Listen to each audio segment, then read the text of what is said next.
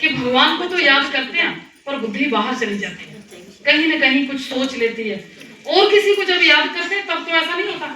आप अपने बच्चे को याद करो, आप अपने बहन को याद करो, भाई को याद करो, बिजनेस को याद करो, आपकी बुद्धि बिल्कुल नहीं भटकेगी, सीधा ठिकाने पर जाएगी। लेकिन जब भगवान को याद करते हैं तो बुद्धि भटक क्यों जाती है? कहीं तो कुछ कारण होगा ना, और निवारण भी होगा। तो सही कारण यही है कि भगवान की विधिवत सही पहचान ना होने के कारण हम अपनी बुद्धि को एकाग्र नहीं कर पाते। तो हमारे इस ब्रह्मा कुमारी ईश्वरीय विश्वविद्यालय का विधान है कि हम लोग 7 डे का कोर्स कराते हैं। 7 डे में सिर्फ 15 मिनट के लिए या 20 मिनट के लिए आप किसी भी समय आते हैं। वैसे हमने टाइम रखा है 9 बजे से लेकर 1 बजे तक और शाम का 4 से 8 बजे तक। अगर वो समय आपके पास नहीं होता है, दिन में आ सकते हैं या सुबह जल्दी, जैसे मान लो दुकान 8 बजे खोलनी है, आप 6 बजे आ सकते हैं। तो हमारा जीवन सेवा में समर्पित है, हम उसे भी स्वीकार करते हैं। आप 9 बजे आते हैं, हम उसे भी स्वीकार कर लेंगे। लेकिन एक बार, सिर्फ एक बार कभी भी आकर के आप इस शिक्षा को पूरा सुन करके फिर आप देखना कि बुद्धि भटकती है या नहीं भटकती। बिल्कुल बुद्धि एकाग्र होगी। जैसे फोन होता है, फोन चाहे 50,000 का है लेकिन बैटरी उसकी चार्ज नहीं है तो फोन किसी काम का नहीं। इसी तरह से जो हमारी आत्मा है ना, जो इस मस्तिष्क में रहती है, जहां हम तिलक लगाते हैं, उसका जब तक कनेक्शन ईश्वर के साथ सही नहीं तो उसमें पावर नहीं आती।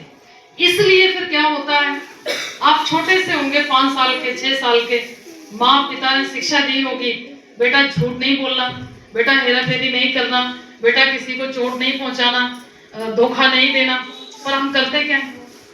आज भी हमसे हो जाता है। हम सब चाहते हैं कि मैं झूठ नहीं बोलूं, मैं गुस्सा नहीं करूं, मैं किसी को धोखा नहीं दूं, पर फिर भी हम शायद कहीं ना कहीं कुछ ना कुछ, हमारी आत्मा में पावर नहीं है, वो शक्ति नहीं है। जैसे फोन चार्ज नहीं है, नंबर तो सेम है पर कर ही नहीं सकते, फोन ही नहीं कर सकते। तो परमात्मा ने पहली शिक्षा क्या दी, ये तस्वीर आपके सामने है कि इस शरीर में जब आत्मा नहीं है तो इसकी कोई वैल्यू नहीं है, चाहे वो किसी भी पदवी पर हो, पर कोई वैल्यू नहीं। इस शरीर में जब आत्मा है तो इसकी वैल्यू है। शरीर 5 तत्वों से बना है, जल, वायु, पृथ्वी, अग्नि, आकाश। इन्हीं 5 तत्वों में मिलकर समाप्त हो जाता है, जिसको हम कहते हैं मिट्टी का बना शरीर और मिट्टी में मिल जाएगा। जब आत्मा शरीर में प्रवेश होती है, हमारा जन्म होता है, तो उस समय हमारा नाम नहीं होता है, उस समय हमें कोई पहचान नहीं होती है।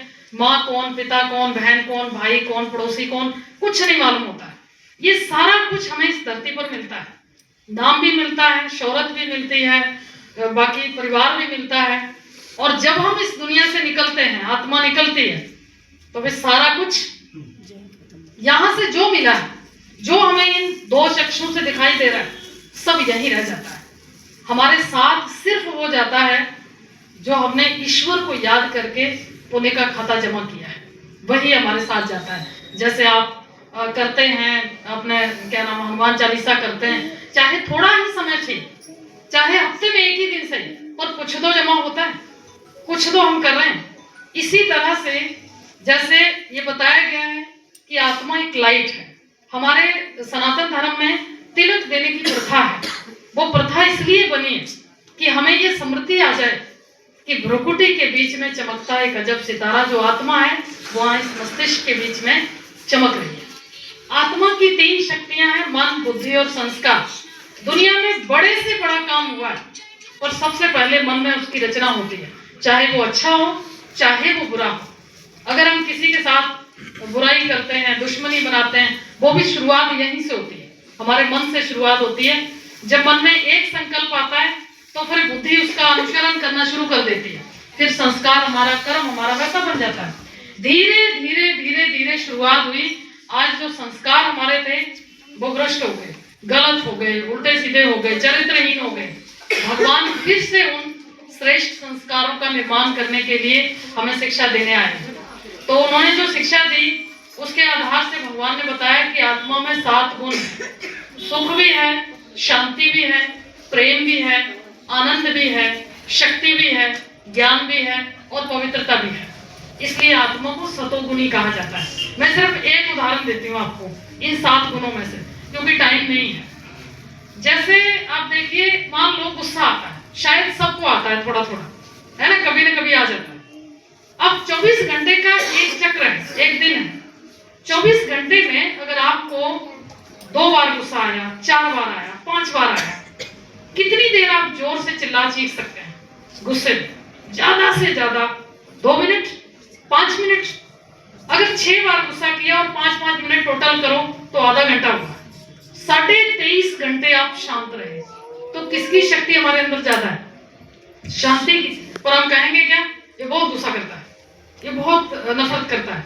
पर नफरत हम किसी एक से करते होंगे, 2 से करते होंगे, पर प्यार कितने लोगों से करते हैं? कभी नोट करके तो देखो दुनिया में कितनी हमारे अंदर ऐसे रिश्ते नाते होंगे जिन्हें हम प्यार करते होंगे।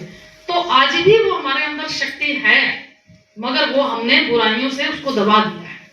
फिर से हम उस स्मृति में आएंगे, जैसे हनुमान जी के लिए कहते हैं कि उनकी शक्ति जो थी वो सुसुप्त हो गई थी, पर किसी ने उन्हें याद दिलाया कि अरे तुम तो पवन पुत्र हो, तुम तो उड़ के जा सकते हो। तो उन्हें तुरंत याद आ गया और वो उड़ के चले गए। इसी तरह से भगवान ने हमें स्मृति दिलाई कि बच्चे तुम ये याद करो कि मैं एक शुद्ध आत्मा हूँ, पवित्र आत्मा हूँ, प्रेम स्वरूप आत्मा हूँ, सुख स्वरूप आत्मा हूँ। जैसे जैसे आप अपने आप को स्मृति दिलाते जाएंगे ना, आपके अंदर वो पावर आना शुरू हो जाएगी। जैसे किसी छोटे बच्चे को पूछो कि बेटा हनुमान कैसा है, तो वो मुंह फुलाएगा और ऐसे करेगा, आपको उसी समय लगेगा कि जैसे हनुमान प्रवेश हो गया। और अगर उसको कहीं चोट लग जाए, थोड़ी सी, कई बार आपने ऐसा भी देखा होगा कि चोट लगी नहीं है, हल्का सा गिरा है, रोना शुरू कर देगा। तो हमारे विचार में जैसा आ जाता है वैसे हमारे अंदर शक्ति संचार करना शुरू हो जाती है। नेगेटिव आ गया नेगेटिव, पॉजिटिव आ गया तो पॉजिटिव। तो आत्मा की स्मृति से हम अच्छा सोचना शुरू करते हैं, बुद्धि निर्णय अच्छा देना शुरू करती है, हमारे संस्कार जो अंदर दबे हैं वो अच्छे जागृत हो जाते हैं। तो जैसे एक माइक है, इसमें बिजली की तार का कनेक्शन है। अगर इस माइक को अलग कर दूं, क्या ये माइक अपने आप तक आवाज पहुंचा सकता है? नहीं पहुंचाएगा। इसी तरह से आत्मा शरीर के माध्यम से कर्म करती है, जैसा कर्म करती है वैसा फल प्राप्त करती है। तो इसमें दिखाया है कि आत्मा का निवास स्थान मस्तिष्क में है, और ये दिखाया है कि जैसे एक गाड़ी होती है, गाड़ी को चलाने वाला ड्राइवर होता है। ड्राइवर को ज्ञान होना चाहिए गाड़ी कैसे चलानी। अगर ज्ञान सही नहीं होगा, कहीं एक्सीडेंट करके आएगा तो घर वाले कहेंगे गाड़ी चलानी नहीं आती तो लेके क्यों जाते हो। चाहे वो राइट साइड थे, किसी ने रॉन्ग साइड से आकर मारे, पर दोष किसको मिलेगा? जो ड्राइवर होगा। गाड़ी सजा भी किसको मिलेगी? ड्राइवर। गाड़ी को कोई सजा नहीं मिलेगी। इसी तरह से जो हम इस शरीर के माध्यम से कर्म करते हैं उसकी फीलिंग सारी यहाँ आती है, आत्मा में आती है, दुख की चाहे सुख की। किसी को आप प्यासे को एक गिलास पानी पिला देते हैं, आपको खुद ही तुरंत फील होगा, अच्छा लगेगा कि भाई हाँ इसको प्यास लगी थी, मैंने पानी पिलाया। और अगर किसी को थप्पड़ मार देते हैं तो भी अंदर से फीलिंग आ जाती है, तुरंत आ जाती है। तो इसी तरह से हमें ये मालूम होना चाहिए कि हमें शरीर के माध्यम से कर्म कैसे करना है, उसका तरीका क्या है। जो हमारे संस्था के फाउंडर हैं, जिन्हें हम प्रजापिता ब्रह्मा कहते हैं, वो क्या करते थे कि शाम को जब सारा काम खत्म हो गया, फ्री हो गए, तो वो उन शब्दों का जो प्रयोग करते थे वो ये कहते थे कि मैंने अपनी कचहरी लगाई है, सभा जिसको आज हम बोलते हैं ना, सभा लगाई किसकी? अपनी आंखों से पूछ रहे हैं कि हे आंखें, तुमने आज कुछ गलत तो नहीं देखा? अगर देखा तो नोट करो कि आज देखा, कल नहीं देखना है। फिर हे कान, तुमने कुछ गलत तो नहीं सुना? तो आज अगर सुन लिया तो आज नोट करो याद करके कि क्या गलत सुना है, कल से नहीं सुनना है। मुख ने अगर कुछ गलत बोल दिया तो उस समय देखो मुख से पूछ के कि मुख, तुमने किसी को अपशब्द तो नहीं बोले, किसी को कोई दुख तो नहीं पहुंचाया? तो फिर उसको नोट करो, आगे से नहीं बोलेंगे। धीरे धीरे सुधार होता है, एकदम नहीं होता। जैसे आप कोई भी काम कर रहे हैं, मान लो बिजनेस कर रहे हैं, तो बिजनेस एकदम थोड़ी शुरू हो गया, किसी एक चीज से शुरू किया, धीरे धीरे धीरे धीरे आदमी कहां से कहां पहुंच जाता है। ऐसे ही ये है, जरूरी नहीं कि इंसान व्हाइट ड्रेस पहन ले या फिर आश्रम चला जाए, मंदिर चला जाए तभी वो भगवान को याद करता है, ऐसा कुछ नहीं। ये हम लोग सिर्फ इसलिए हैं गाइड करने के लिए, बाकी हम किसी को नहीं कहते कि आप सफेदी ड्रेस पहनो या आश्रम पर आकर ही बैठो, ऐसा कुछ नहीं। एक बार सीख लो, आप जहां मर्जी बैठ करके ईश्वर का ध्यान करना शुरू करो, आपके जीवन में बदलाव खुद ब खुद आपको दिखाई देगा। कोई आपको नहीं कहेगा, बल्कि परिवर्तन आपको खुद नजर आ जाएगा कि कैसे परिवर्तन होता है। तो इस तरह से हमें ये बताया जाता है कि तुम एक आत्मा हो और मैं ये समझूं कि मैं एक आत्मा हूं उस ईश्वर की संतान। 5 तत्व हैं। इसी तरह से अगर आप ये कहेंगे कि आत्मा ही परमात्मा है तो कितनी करोड़ों आत्माएं और वो आत्माएं। अगर आप ये कहेंगे भगवान हर जगह है तो इस चीज को तो हम ये मानते हैं कि ये ईश्वर की धर्म, ईश्वर की ग्लानि। जैसे अगर हमें कोई कुत्ता कहता है, गधा कहता है तो हमें कितना बुरा लगता है कि हमें गाली दी है। तो सर्वव्यापी माना भगवान को गधे में भी कह देना, कुत्ते में भी कह देना, डस्टबिन में भी कह देना, तो क्या उसको गाली देना नहीं हुआ?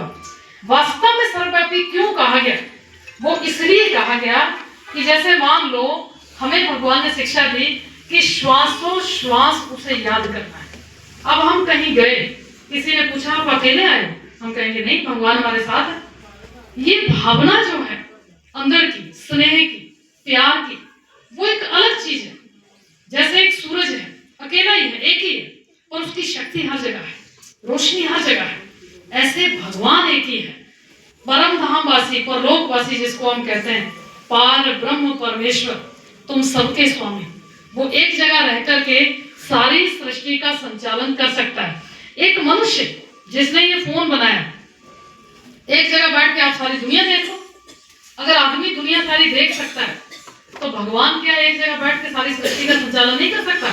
जो उसको डस्टबिन में, नाली में, गधे में, घोड़े में जाने की जरूरत हो, क्या जरूरत है? अच्छा, दूसरा आप देखो, हम लोग जो भी आमने सामने बैठते हैं, कभी हमें किसी से फीलिंग आती है कि ये भगवान है? हमें तो कभी नहीं आई फीलिंग भगवान की। नहीं, मनुष्य जब अच्छा कर्म करता है तो वो पुण्य आत्मा बनता है, धर्मात्मा बनता है, देवात्मा बन सकता है, श्रेष्ठ आत्मा बन सकता है, संत महात्मा बन सकता है, लेकिन परमात्मा नहीं बनता।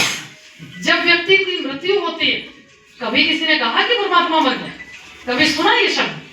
परमात्मा हमारे अंदर होता तो एहसास होना चाहिए। भगवान को कहते हैं सर्वोच्च शक्ति, कि उसकी जो महिमा है वो ये आती है कि परमात्मा वो है जो सर्व धर्म मान्य है। परमात्मा कोई पुण्यात्मा नहीं हो सकता जिसे हर धर्म स्वीकार कर ले, लेकिन शिव जो ज्योति स्वरूप है उसे हर धर्म में स्वीकार किया जाता है। मुस्लिम धर्म में उसे नूर की दृष्टि से, परमात्मा की संतान हम आत्मा है। तो परमात्मा का नाम शिव है और सागर है, वो अनंत का सागर है। तो परमात्मा का नाम शिव है, रहने वाला परलोक का है। और कलयुग जब चरम सीमा पर पहुंच जाता है, बिल्कुल लास्ट स्टेज पर, तो परम जो कि मैं कौन हूं और मेरा कौन है, मैं आत्मा हूं और परमात्मा की संतान।